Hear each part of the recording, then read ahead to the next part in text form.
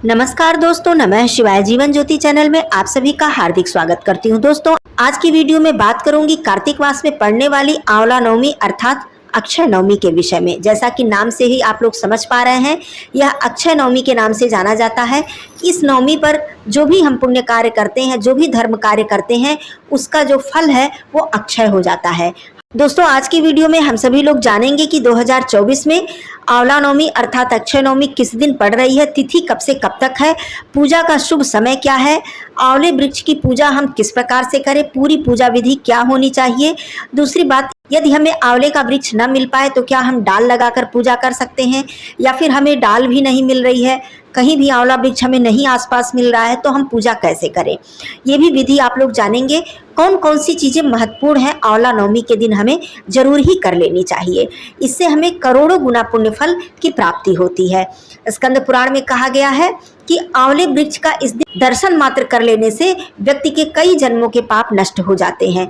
आंवले वृक्ष को स्पर्श करने से, आंवले का दान करने से और आंवले का पूजन करने से तो कितने पुण्य फल मिलते हैं, कितने पुण्य फल प्राप्त होते हैं, इसकी गिनती करना भी कठिन है।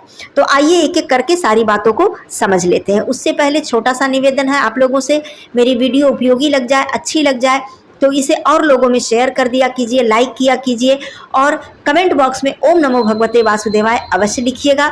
चैनल पे पहली बार है तो चैनल को सब्सक्राइब कर लीजिएगा। 2024 में दोस्तों आंवला नवमी अक्षय नवमी का व्रत हमें 10 नवंबर दिन रविवार को धारण करना है।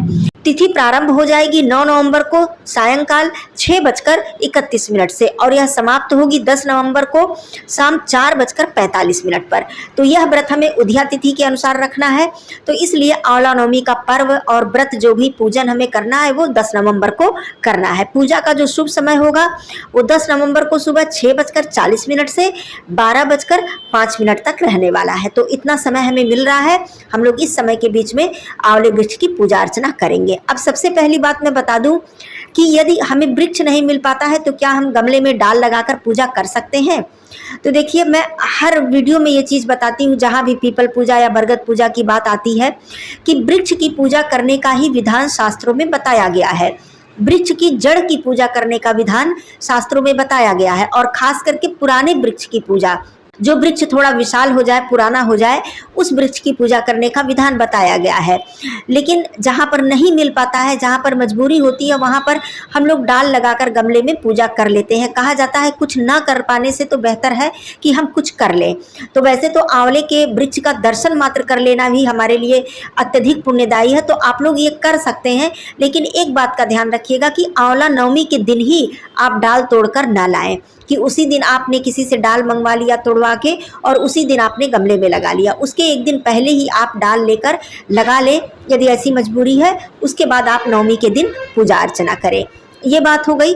अब जिन बहनों को मान लीजिए डाल भी नहीं मिल पा रहा है, वृक्ष नहीं मिल पा रहा है कहीं भी, वो क्या करें। उनके लिए सबसे अच्छा उपाय है, मार्केट में हमें आंवला तो मिल ही जाता है, आंवले को मंगाकर उसे आप गंगा जल से धो लें, पवित्र कर लें और जहाँ भी आपके घर का पूजा मंदिर है वहीं पर आप आंवला रखें, किसी पात्र में आसन दें। जिस प्रकार से हम लोग माता गौरी जी की स्थापना करते हैं, गणेश भगवान जी की चौकी पर स्थापना करते हैं, उसी प्रकार से आप चाहें तो चौकी लगा लें अलग से और भगवान विष्णु जी की प्रतिमा रख लें और आंवले को किसी पात्र में रखकर पहले आसन देकर धूप दीप चंदन पुष्प इत्यादि से आप उनका पूजन करें और उसी में भगवान विष्णु जी और माता लक्ष्मी जी का आवाहन करके आप विधि विधान से, जिस प्रकार से हम भगवान विष्णु जी की पूजा करते हैं, पीताम्बर, जनेऊ, पीले पुष्प, पीले चंदन, तुलसी पत्र इत्यादि सब कुछ अर्पित करके हम पूजा करते हैं, आरती करते हैं, उसी प्रकार से आप आंवले फल की पूजा बड़े आसानी से कर सकती हैं। तो ये आपकी जो समस्या थी ये दूर हो गई। अब मैं बताती हूँ कि पूजा हमें कैसे करनी चाहिए। समय मैंने बता दिया है। सबसे पहले हमें नहा धोकर स्वच्छ वस्त्र धारण करने चाहिए। वैसे जब भी विष्णु भगवान जी की पूजा की बात आती है तो इस दिन हमें पीला वस्त्र जरूर धारण करना चाहिए। तो पीला वस्त्र आप लोग धारण करें, क्योंकि आंवले का जो वृक्ष है ये साक्षात भगवान विष्णु जी का स्वरूप माना गया है और कहा जाता है सृष्टि का प्रथम वृक्ष आंवला वृक्ष है, जो कि भगवान ब्रह्मा जी के नेत्रों के अश्रु से उत्पन्न हुआ था। तो इसलिए ये प्रथम वृक्ष माना जाता है। जिस प्रकार से प्रथम फसल जौ को माना जाता है, उसी प्रकार सृष्टि का प्रथम वृक्ष आंवला वृक्ष माना जाता है। तो इस प्रकार से इतना ज़्यादा महत्व आंवले वृक्ष का हमारे सनातन धर्म में है।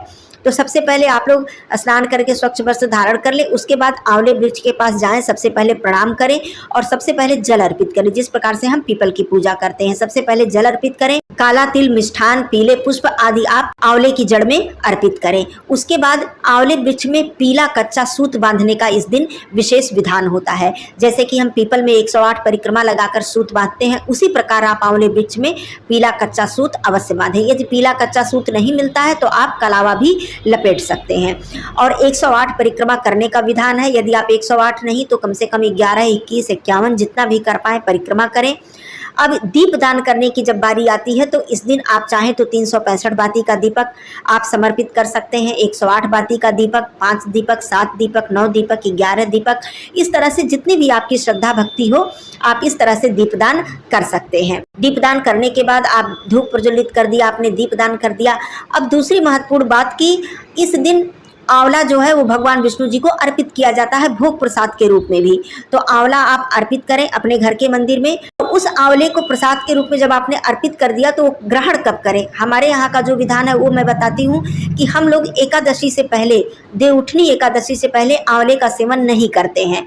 तो उस प्रसाद को हम लोग एकादशी के दिन ही मतलब सेवन उसका करते हैं। एकादशी पर जब हम पूजन अर्चन कर लेते हैं उसी दिन हम आंवले का सेवन करते हैं। यदि आपके यहाँ नवमी पर ही आंवले का सेवन किया जाता हो तो आप लोग अवश्य ही करें, नहीं तो आप प्रसाद अवश्य चढ़ा दें और एकादशी पर इसका सेवन करें। तो आंवले का सेवन हमारे यहाँ नवमी पर नहीं होता है, पूजन और दान यही किया जाता है। तो आप लोग ये कर सकते हैं। दूसरी चीज, आंवले का जब दान हम करते हैं तो ये सुवर्ण दान के बराबर हमें फल प्रदान करता है। तो आप और भी चीजें दान करें, अन्न दान करें, वस्त्र दान करें, दक्षिणा दें और उसके साथ आप ब्राह्मण को आंवला दान जरूर करें।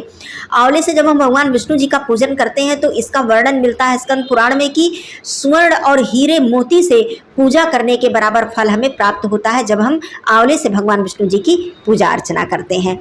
इतना ज़्यादा पुण्यफल बताया गया है आंवले से पूजा करने का। दूसरी बात, और कौन कौन से कार्य महत्वपूर्ण है वो समझ लेते हैं।